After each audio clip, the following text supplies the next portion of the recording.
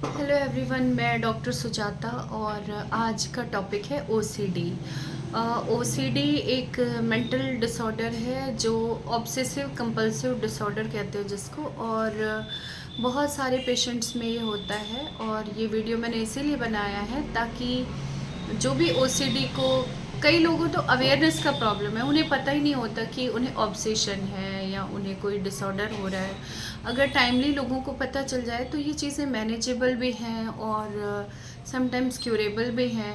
Depends कि patient की situation क्या है, क्या कंडीशन है। तो ओसीडी जो होता है उसमें एक टाइप का ऑब्सेशन होता है। ऑब्सेशन होता है ओवर हाइजीनिक होते हैं पेशेंट, हाइजीन को लेकर के, जैसे कि शुद्धि अशुद्धि, कि ये छू देंगे तो ये गंदा हो जाएगा या अशुद्ध हो जाएगा। और मन में उनके विचार चलते रहते हैं। कंपल्सिव, ऑब्सेसिव कंपल्सिव का मतलब होता है कि उनको कंपल्शन होता है एक टाइप का, कि जब उनके मतलब अलार्मिंग रहता है कि मुझे ये करना है करना है करना है। जब तक कि वो उस चीज़ को कर ना लें उनको शांति नहीं मिलती। उनके मन में एक एंजाइटी रहती है कि मुझे ये कंप्लीट करना है। और ओसीडी के कुछ सिम्टम होते हैं जिससे हमें कंफर्म होता है कि ओसीडी वाली प्रॉब्लम, मेंटल डिसऑर्डर हमारे आसपास किसी को है।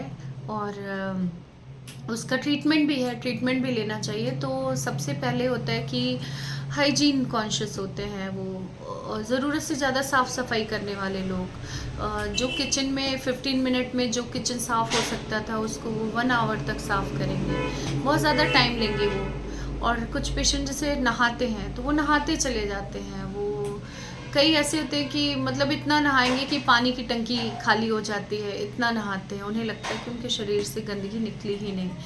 और ऑब्सेशन बहुत टाइप के होते हैं, जैसे कि कोई थॉट ही है, कुछ ऐसे थॉट होते हैं जो दिमाग में उनके चलते ही रहते हैं कि अगर मैंने ऐसा नहीं किया तो ऐसा हो जाएगा, तो मुझे ऐसा करना ही पड़ेगा। और कुछ पेशेंट्स को सेक्सुअल थॉट्स भी आते हैं बहुत ज़्यादा, कुछ पेशेंट को नेगेटिव थॉट्स आते हैं बहुत ज़्यादा। ये सब ओसीडी के सिम्टम हैं। तो किसी भी टाइप का ऑब्सेशन की, आपने देखा होगा कुछ लोगों की आदत होती है वो रोड पे चलते हैं तो वो टच करते चलते हैं कार्स को, या दीवार को पकड़ पकड़ के चलते हैं साइड से, मतलब वो टच करते हुए चलते हैं।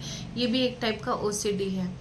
और बहुत ज़्यादा, जैसे घर में कोई आ गया तो उन्हें लगता है कि हमारे सोफ़े पे ना बैठ जाए, सोफ़ा गंदा हो जाएगा।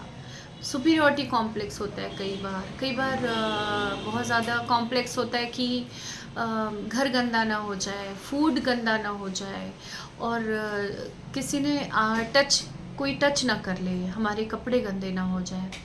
तो ये एक टाइप का ऑब्सेशन है। और इसकी बहुत सारी होम्योपैथिक मेडिसिन है। मैंने आपको बताया है कि होम्योपैथी एक ऐसी पैथी है जो इंडिविजुअल किसी के लक्षणों के आधार पे दी जाती है, और हर पेशेंट के लिए एक अलग इंडिविजुअल मेडिसिन होती है। होम्योपैथी में disappointment of love, disappointment of failure of business, और फियर, कई टाइप के फियर होते हैं, उनके लिए अलग ट्रीटमेंट है। डिसअपॉइंटमेंट्स के लिए अलग ट्रीटमेंट है, ऑब्सेशन के लिए अलग ट्रीटमेंट है, और एंजाइटी, इरिटेशन, एंगर के लिए, हर चीज़ के लिए, जितने भी भावनाएं हैं उन सब के लिए कुछ ना कुछ मेडिसिन होम्योपैथी में अवेलेबल है। तो हम होम्योपैथ्स क्या करते हैं, पहले पेशेंट की काउंसलिंग करते हैं, उसकी प्रॉब्लम सुनते हैं कि उसको प्रॉब्लम क्या है, फिर उसके सॉल्यूशन पे काम करते हैं कि सिम्प्टोमेटिकली, जैसे कि क्लीनिंग को लेकर के ओवर पजेसिव होना, साफ़ सफाई को लेके, तो उसके लिए अलग मेडिसिन है। बहुत सारे ड्रग्स हैं और उतने ही सिम्टम हैं, तो सिम्प्टोमेटिकली इसीलिए हम क्योर कर पाते हैं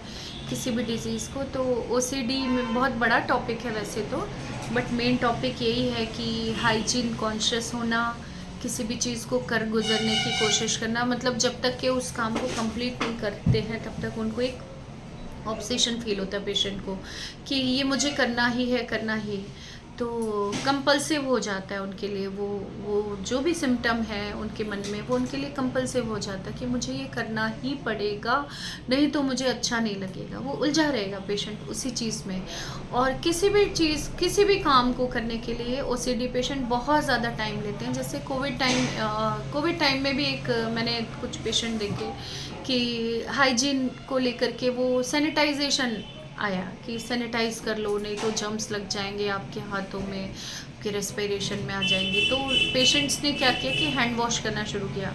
तो हैंड वॉश करना, सैनिटाइज़र यूज़ करना, हैंड वॉश करना, सैनिटाइज़र, तो ये जो रिपीट थॉट्स आते हैं, और उसकी वजह से मैंने देखा कि पेशेंट्स की स्किन भी डैमेज होने लगी है, एक्सफोलिएट होने लगी है। तो ऐसे बहुत से सिम्टम हैं जो ओसीडी में लोग करते हैं। बट जहाँ पे भी ऑब्सेशन आए कि मुझे इसको ठीक करना ही है, मुझे ये करना ही है, और जहाँ कंपल्शन आ जाए, तो वहाँ ओसीडी का सबसे मेन इंडिकेशन होता है। और होम्योपैथी में बहुत सी दवा है, लेकिन मैं हमेशा, मेरा यही कोशिश होती है कि आप किसी भी वीडियो को देख करके, किसी भी डॉक्टर से वीडियो पे सजेशन लेकर के आप ट्रीटमेंट ना लें। हमेशा आप अच्छे होम्योपैथ के पास जाएं और अपनी केस टेकिंग कराएं, और उसी के आधार पे आप ट्रीटमेंट लें। तो बताने के लिए तो बहुत सारी मेडिसिन है, लेकिन मैं ऐसे वीडियोस में मैं इस चीज़ को पसंद नहीं करती कि किसी भी टॉपिक पे आप मेडिसिन बता रहे हो वीडियोस में और पेशेंट लेके खा रहा है। लोग बोलते हैं होम्योपैथी के साइड इफ़ेक्ट नहीं होते, डेफिनेटली होते हैं। अगर आप गलत तरीके से किसी भी पैथी को खाओ, कुछ भी लो, तो वो गलत होता है। आपको हमेशा डॉक्टर की गाइडेंस में ही लेना है। तो आप अपने आसपास जिस भी डॉक्टर पे आप विश्वास करते हो, उनसे आप ट्रीटमेंट लीजिए, काउंसलिंग करवाइए, केस टेकिंग करवाइए, और प्रॉपर डायग्नोस। मेडिटेशन का बहुत अच्छा रोल होता है किसी भी मेंटल डिसऑर्डर में। और अपनी प्रॉब्लम्स को शेयर करना बहुत ज़रूरी है, चाहे आप फैमिली मेम्बर से करो, चाहे आप डॉक्टर से करो, चाहे फ्रेंड से करो।